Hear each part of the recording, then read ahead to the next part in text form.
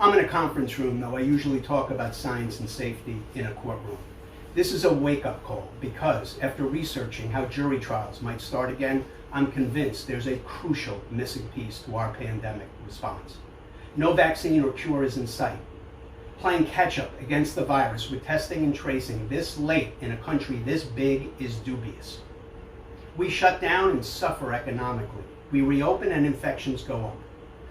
What we're missing is a national strategy to utilize and improve mechanical means of prevention, what I'll call MMP. This pandemic is a mechanical and engineering issue because the virus depends on man-made indoor environments to spread.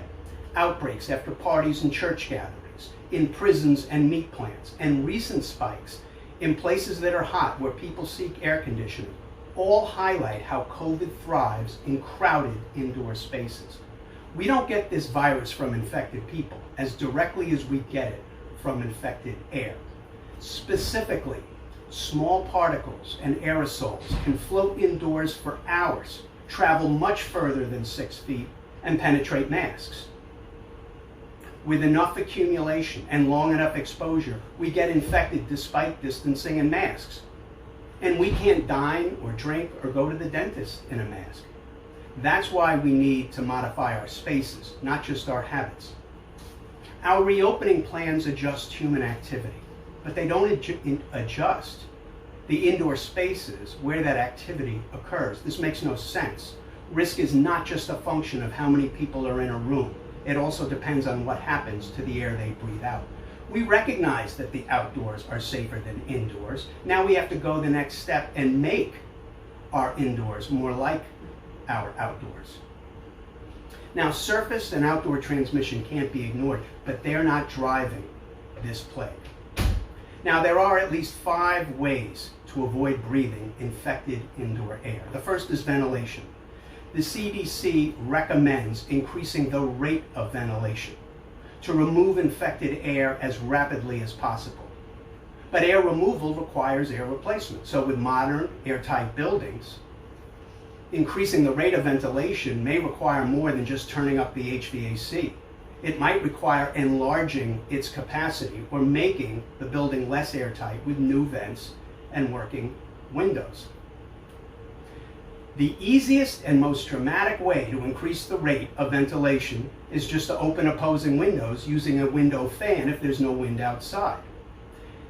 Natural ventilation is ideal, except that it can be challenging to maintain acceptable temperature and humidity depending on weather, though we should all tolerate less comfort for greater safety. Now, to avoid spreading COVID, the ventilation system should draw the air into air ducts that are equipped with either high-grade filters or UVC light to capture or destroy the virus. And we should try to ventilate without streaming too much air directly at stationary occupants. Pulling the air upward where it naturally rises helps do that. Bottom line, we need to ventilate buildings more, so we ventilate people less. Now, number 2 are portable air purifiers. They process less air than HVAC systems, but they use the same HEPA, high-efficiency particulate air filters to trap viral particles, so they should help reduce transmission. But businesses need guidance and confirmation about how best to use these products. Should purifiers be placed in corners where air movement usually suffers, or in workstations to protect the workers or customers if that worker is infected? Given their limited capacity, they probably help most in small spaces like elevators or changing rooms. Now, 3 is UVC light. That's been used for decades to disinfect air and surfaces in spaces like operating rooms, usually when they're empty, because lengthy exposure can harm skin and eyes. But it has been used in occupied spaces by confining the light above 7 feet and circulating air between high and low with fans.